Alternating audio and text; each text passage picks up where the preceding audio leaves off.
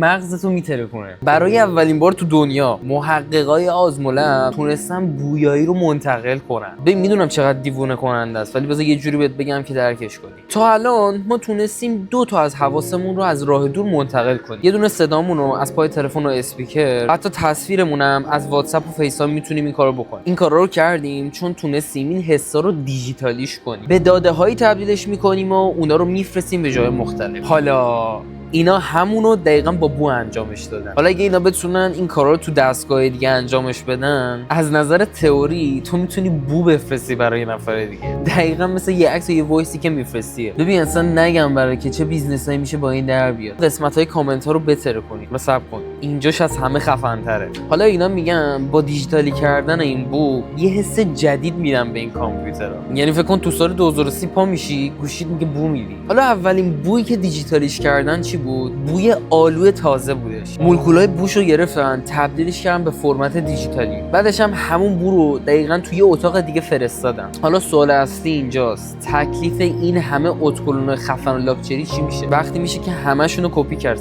مدیر عامل آزمولب توی توییترش نوشته وای خدای من هنوز دارم عظمت کاری که کردیم و هضم میکنم و این فقط اول راهه، چون